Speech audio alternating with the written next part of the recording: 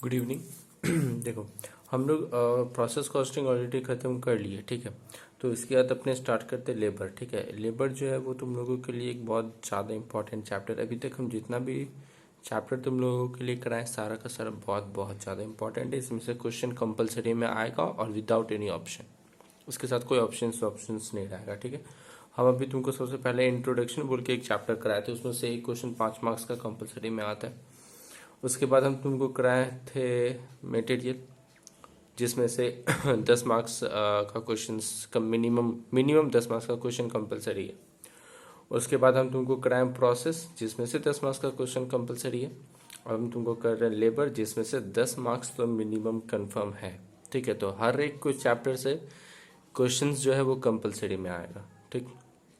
जो लेबर का जो देखो, लेबर मतलब क्या हो गया कि तुम लोग जो वेजेस वगैरह जो पे करना होता है उसी को लेबर बोलते हैं, ठीक है। जो लेबर जो वेजेस वगैरह पे करता है, अब ये वेजेस पे करने का तरीका को पढ़ने के लिए ये चैप्टर बनाया है कि वेजेस कैसे कैलकुलेशन किया जाता है या फिर कंपनी कैसे कैलकुलेट करता है, ठीक है। तो सबसे पहला जो ऑब्जेक्टिव है इस चैप्टर का, जो ऑब्जेक्टिव होता है अपना, कि ये चैप्टर अपने क्यू पर है। ऑब्जेक्टिव जो है वो है कंप्यूटेशन ऑफ लेबर कॉस्ट, कि एक लेबर कॉस्ट जो है वो कैसे कैलकुलेशन होगा, ठीक है। Computation of labour cost, computation of labour cost. ये कंप्यूटेशन ऑफ लेबर कॉस्ट के लिए जो सबसे पहले देखो, कंपनी जब कोई भी लेबर को सैलरी वगैरह वगैरह देता है तो with the view point of company, या फिर अगर बोले मैनेजमेंट, ठीक है, from the view point of management के व्यू पॉइंट से अगर सोचा जाए, ठीक है, मैनेजमेंट के व्यू पॉइंट से अगर सोचेंगे कि लेबर कैसे निकाला जाएगा, तो सबसे पहले तुम लोग तो भी टैक्स सीखा नहीं है, सेमेस्टर 2, हाँ अभी तक तो टैक्स नहीं आया। देखो सबसे पहले जो है वो तो बेसिक वेजेस क्या होता है कि नॉर्मली जो इंसान को सैलरी मिलता है उसको बोलते हैं बेसिक वेजेस। जैसे अगर तुमको महीना में अगर 10,000 का जॉब मिलता है तो वो 10,000 जो है वो तुम्हारा बेसिक है। अब उसके साथ और भी बहुत कुछ दिया जाता है जनरली जब तुम काम करेगा, ठीक है। तो बेसिक वेजेस क्या है, जो नॉर्मल जिसमें तुम्हारा बात हुआ है, हाँ इतना तो मिलेगा, ठीक है। उसके साथ कुछ कुछ एक्स्ट्रा भी दिया जाता है। तो बेसिक वेजेस क्या होता है, जितना रुपया के लिए तुम्हारा जो मिनिमम वेजेस जो होता है, ठीक है, उसको बोलते हैं बेसिक वेजेस, कि इतना तो तुमको मिलेगा। मिनिमम वेजेस जो होता है, ठीक है ना, कि इतना रुपया करके तुमको हर एक महीना मिलेगा, वो बेसिक है, ठीक है। उसके बाद इसमें ऐड होता है, ठीक है, इसमें ऐड होता है जैसे अलावेंस। अभी अलावेंस क्या होता है, जैसे तुम लोग तो मेनली हिंद मोटर, उत्तरपाड़ा, कोन्नगर, ये सब एरिया से तुम लोग स्टूडेंट बिलोंग करते हैं। तो तुम लोगों को पता है कि हिंदुस्तान मोटर्स कंपनी जो था, ये जो अपना हिंदुस्तान मोटर्स है, तुम सबको पता है कि लाइन के उस पार में क्या है, कॉलोनी है, 2R है, TH है। वो सारा का सारा जो घर था, ठीक है ना, वो उसको परक्विजिट्स बोलते हैं, कि घर मिल रहा है। अब देखो, जितना भी हिंदुस्तान मोटर्स में जो लोग काम करता था उन सबको घर नहीं मिलता था। बहुत जन बाहर भी रहता था, बहुत जन रिसरा से आता था काम करने के लिए। जैसे मेरे पापा पहले खुद रिसरा से आते थे काम करने के लिए। तो उस केस में क्या होता है, जो लोग बाहर है, जिन लोगों को घर नहीं मिलता था, तो उन लोगों को ना कुछ पैसा मिलता था उसके बदले। नहीं, बेसिक वेजेस तो मिलेगा ही, उसमें से काटा नहीं जाएगा, लेकिन तुमको घर नहीं दिया है कंपनी, इसके लिए तुम्हारा अलग से खर्चा होता घर भाड़ा पे। वो घर भाड़ा जो है वो कंपनी अपने तरफ से कुछ पे करता था। सपोज हर एक महीना का 1,000 2,000 जो भी, तो 1,000 रुपया भी अगर दिया जाता है तो वो अलावेंस में आता है। सिर्फ इतना ही नहीं, बहुत सारा अलावेंस होता है, तुम लोग सेमेस्टर 4 में टैक्स में सीखेगा। ये तुम्हारा, ये जो हम जो बात की उसको बोलते हैं हाउस रेंट अलाउंस। बच्चे को पढ़ने लिखने के लिए पैसा दिया जाता है, उसको बोलते हैं चिल्ड्रन एजुकेशन अलाउंस।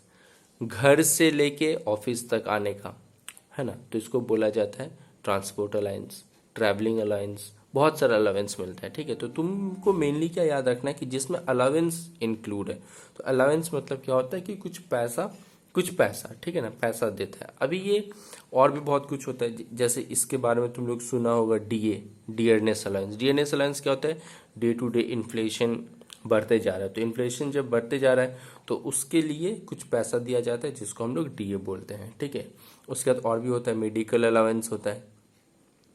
मेडिकल नाम से समझ में आ रहा होगा, मेडिकल के लिए जो भी खर्चा वर्चा होता है। उसके बाद हाउस रेंट अलाउंस तो हम बोल ही दिए कि HRA हाउस रेंट अलाउंस होता है।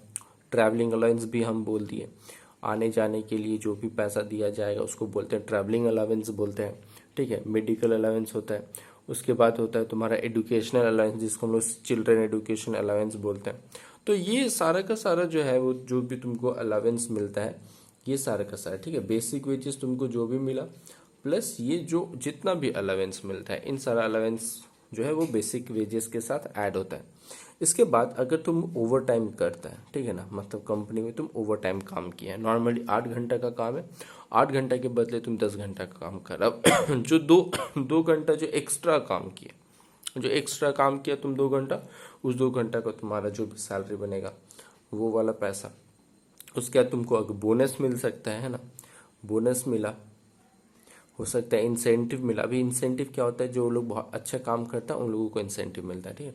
तो बोनस हो सकता है, इंसेंटिव हो सकता है। इन सबको अगर ऐड कर दिया जाए तो तुमको पता चल जाएगा कि तुम्हारा ग्रॉस वेजेस कितना है। ये क्या होता है, ये ग्रॉस वेजेस पता चलता है, ठीक है, कि वर्कर को नॉर्मली कितना मिलना चाहिए, वर्कर अपना मेहनत से कितना कमाए, फिर उसको कितना मिलना चाहिए, ठीक है। इसके साथ ना अभी क्या होता है कि बहुत सारा एज पर लॉ एम्प्लॉयर को ना कंट्रीब्यूशन करता है टुवर्ड्स PF एंड ESI।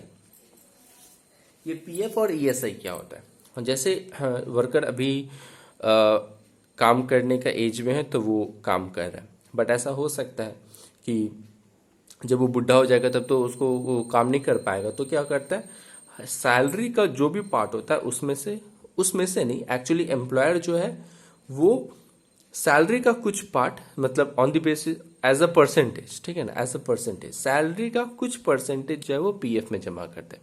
जैसे सपोज ये 10,000 है और अगर 10% एम्प्लॉयर पे करता है, ठीक है, तो 10,000 का 10% मतलब 1,000 पर मंथ एम्प्लॉयर जो है वो टुवर्ड्स PF जमा करेगा, ठीक है। सपोज 10% अगर है तो इसमें ऐड होता है, क्योंकि ये कंपनी ही दे रहा है तो कंपनी के लिए तो खर्च ही है। तुम क्यों पढ़ रहा है ये चैप्टर, तुम ये चैप्टर इसलिए नहीं पढ़ रहा है कि तुम कितना कमाना है, तुम ये चैप्टर इसलिए सीख रहा है क्योंकि तुमको ये निकालना है कि अगर तुम्हारा कंपनी हो तो तुम एम्प्लॉयर लोगों को कैसे करके सैलरी पे करेगा, ठीक है। तो एम्प्लॉयर कंट्रीब्यूशन टुवर्ड्स PF, ये तो एम्प्लॉयर के लिए खर्चा ही हुआ, कंट्रीब्यूशन टुवर्ड्स PF, ठीक है।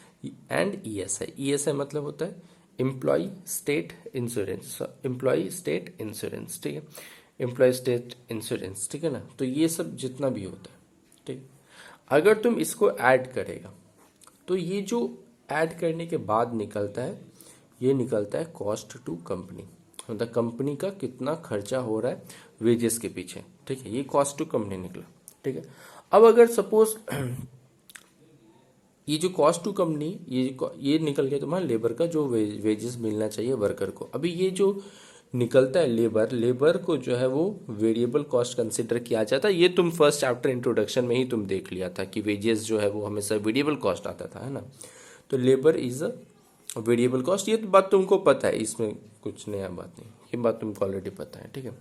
अभी जब अगर तुम मान लो अभी ये तो निकल गया कि कॉस्ट टू कंपनी, मतलब कंपनी के लिए कितना खर्चा पड़ेगा, अगर वहीं पे वर्कर निकाले कि वो कितना कमाया है, या फिर अगर कंपनी निकाल ले कि पेमेंट कितना करना है वर्कर को, ठीक है, पेमेंट टू वर्कर को कितना पेमेंट करना है। अभी देखो पेमेंट नॉर्मली एक वर्कर जो है वो क्या कमाता है, ग्रॉस वेजेस, क्योंकि ये जो कंट्रीब्यूशन है ये सरकार के पास जाता है, ठीक है, गवर्नमेंट के पास जाएगा, गवर्नमेंट रिकॉग्नाइज्ड होता है तो उसी में रखा जाता है, स्टैट्यूटरी प्रोविडेंट फंड में रखा जाता है। लेकिन अब अगर सपोज ग्रॉस वेजेस तुम एम्प्लॉय जितना कमाया, एम्प्लॉय जो भी कमाता है ना उसको बोला जाता है ग्रॉस वेजेस।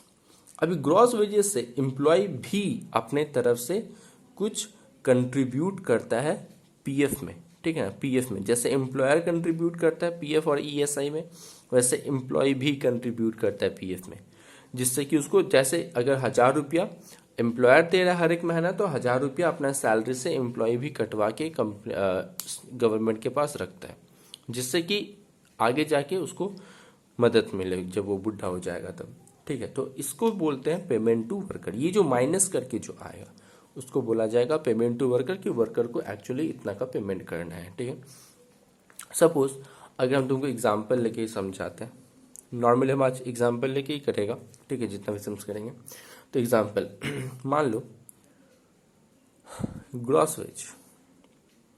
ग्रॉस वेजेस जो है वो 5,000 है, ठीक है, जिसमें से 3,000 रुपीज जो है वो बेसिक वेजेस है, 3,000 बेसिक वेजेस, ठीक है।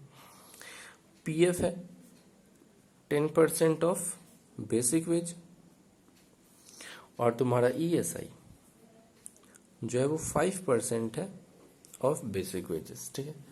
तो तुम निकालो कि कॉस्ट टू कंपनी कितना होगा। तो कॉस्ट टू कंपनी निकालने के लिए हम लोग क्या देखते हैं, कॉस्ट टू कंपनी मतलब कॉस्ट टू कंपनी में देखो, हमने कॉस्ट टू कंपनी निकालने के लिए हम लोग क्या करते हैं, ग्रॉस वेजेस में ऐड करता है पीएफ और ईएसआई का पैसा, तो आता है cost to company.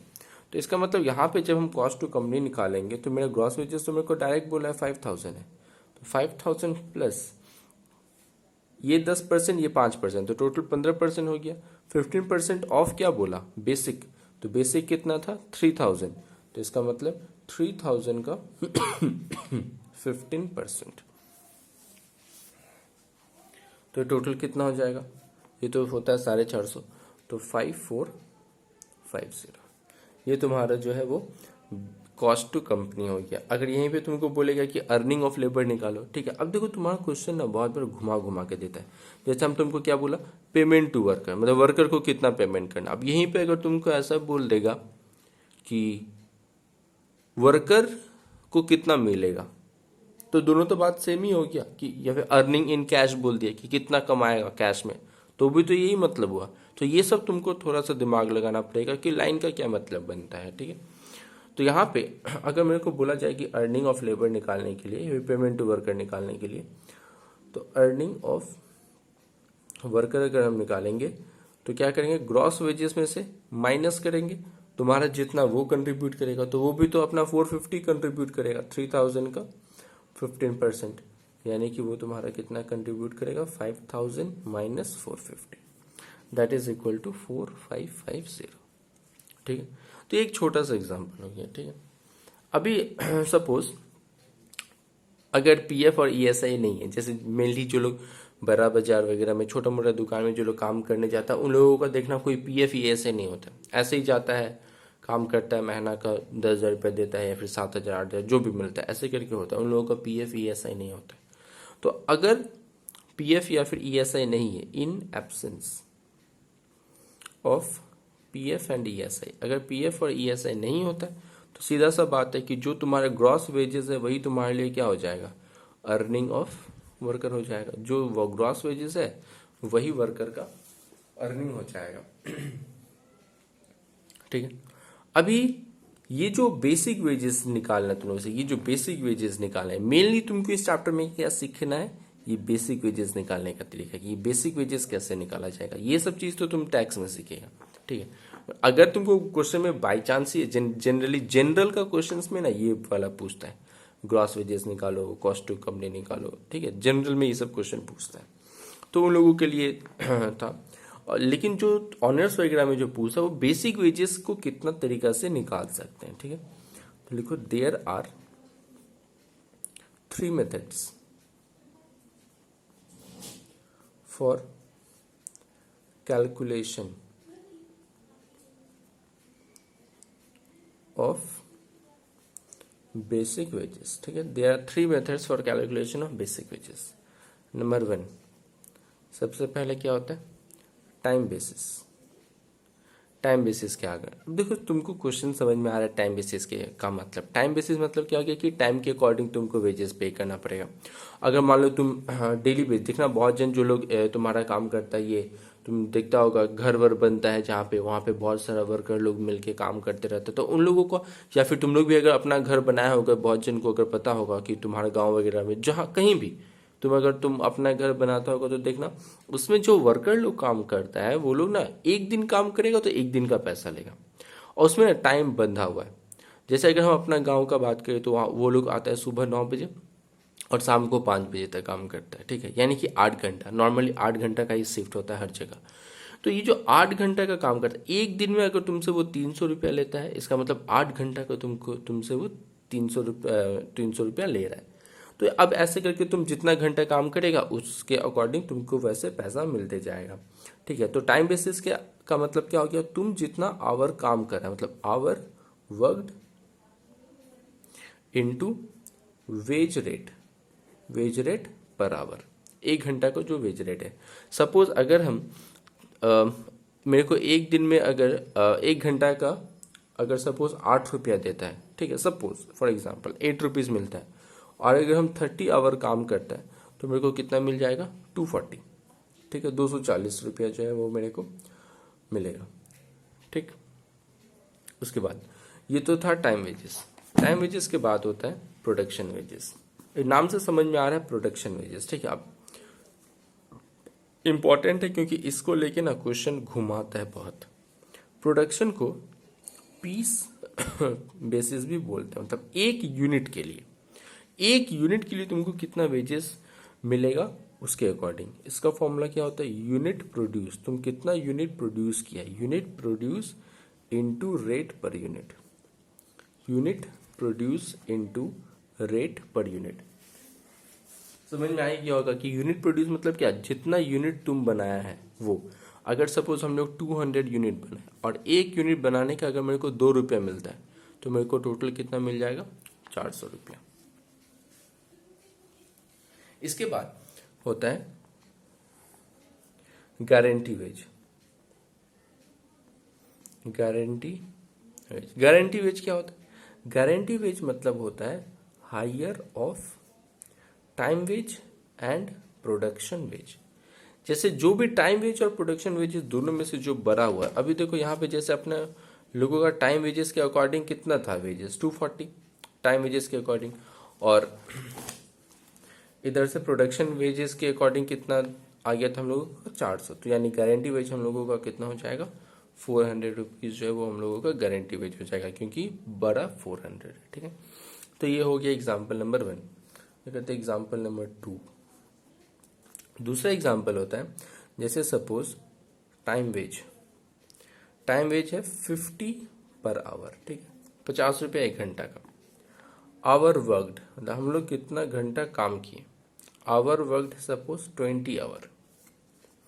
Standard time, अब ये समझना कि स्टैंडर्ड टाइम मतलब क्या होता है। स्टैंडर्ड टाइम मतलब होता है एक यूनिट को बनाने के लिए जितना टाइम लगना चाहिए था, एक यूनिट को बनाने के लिए जितना टाइम लगना चाहिए था, तो इस कंपनी के अकॉर्डिंग एक यूनिट जो है वो 20 मिनट में बनना चाहिए।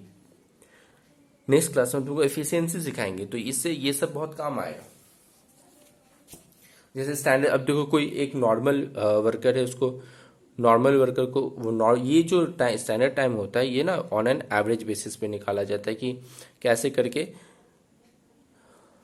On an average basis. जैसे ऐसा हो सकता है कि कोई एक इंसान, जैसे तुम लोग में भी होता है, कोई एक इंसान इंटेलिजेंट है तो बहुत ज़्यादा इंटेलिजेंट है, और एक है कि बहुत ज़्यादा डल है। वैसे लेबर में भी होता है कि एक किसी को काम आता है बहुत अच्छे से, किसी को काम आता ही नहीं है, कुछ आता ही नहीं है करना।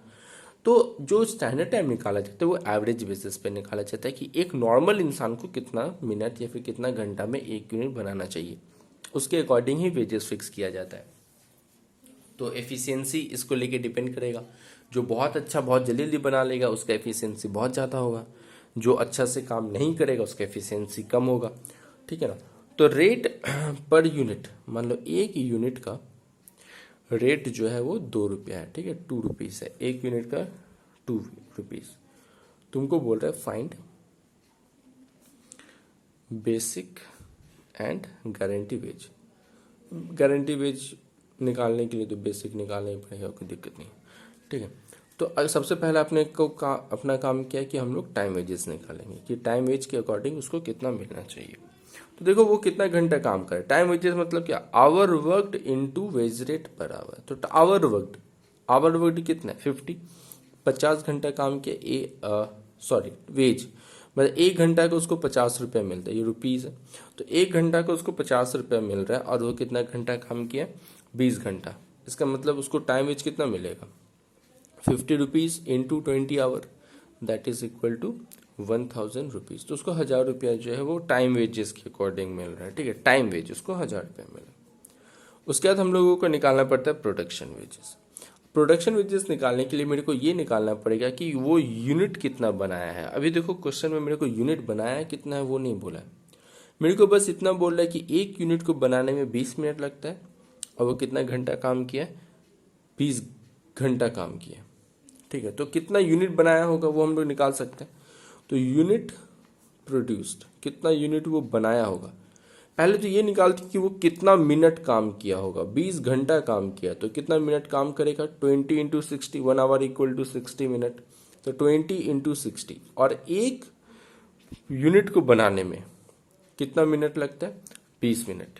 तो इसको अगर तुम सॉल्व करेगा तो ये तो 60 यूनिट्स आएगा, ठीक है, 60 यूनिट।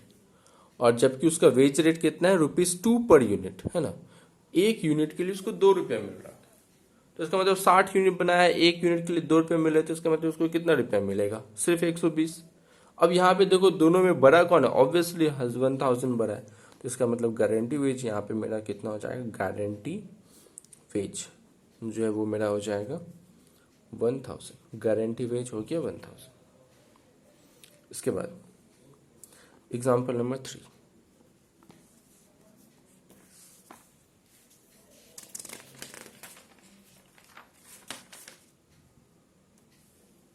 एग्जाम्पल नंबर 3 देखो अभी जो तुमको आगे सीखना है वो है पीस वेज प्रीमियम, ठीक है।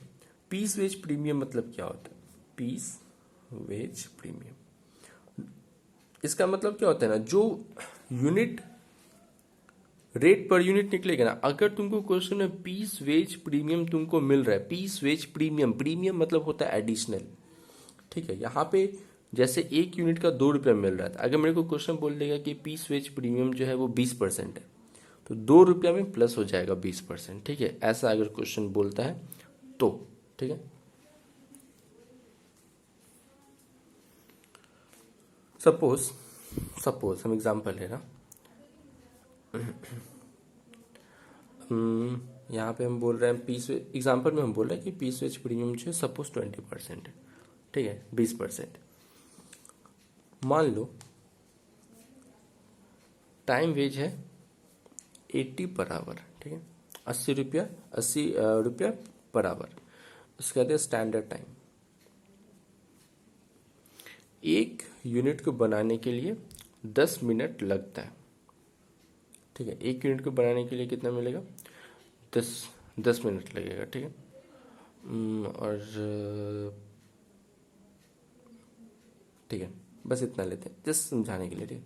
अभी देख इसका मतलब हम पहले ये निकालेंगे कि एक यूनिट को बनाने में अगर 10 मिनट लगता है तो 1 घंटा में वो कितना बनाएगा, 1 घंटा में। अभी तुम ये इजिली बोल पाएगा, एक यूनिट को बनाने में अगर